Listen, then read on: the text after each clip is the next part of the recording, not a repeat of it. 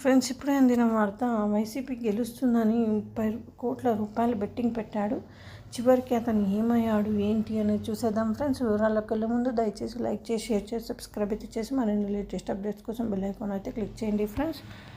అయితే ఆంధ్రప్రదేశ్లోని ఎన్నికల బెట్టింగ్కు పాల్పడిన ఓ వ్యక్తి ప్రాణాలు పోగొట్టుకున్నాడు. వైసీపీ గెలుస్తుందని ఏకంగా 30 కోట్ల రూపాయల వరకు బెట్టింగ్ పెట్టి చివరికి వాటిని చెల్లించే స్తోమత లేక ఆత్మహత్య చేసుకున్నాడు.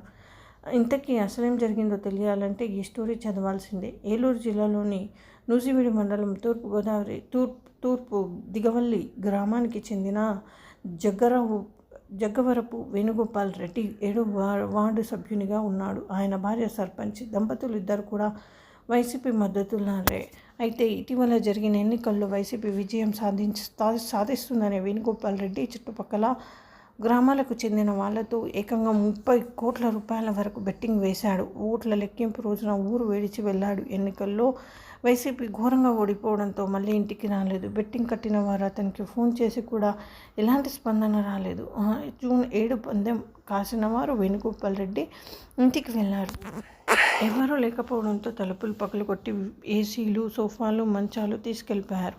అయితే మరుసటి రోజు వేణుగోపాల్ ఊళ్ళోకి వచ్చాడు. ఇలా జరిగిన విషయం తెలుసుకుని తీవ్ర మనస్తాపానికి గురయ్యాడు. చివరికి ఆదివారం పొలం వద్ద పురుగుల మందు తాగి ఆత్మహత్యకు పాల్పడ్డారు. సమాచారం మేరకు పోలీసులు ఘటనా స్థలానికి చేరుకున్నారు. మృతదేహం వద్ద ఓ లేఖను స్వాధీనం చేసుకున్నారు.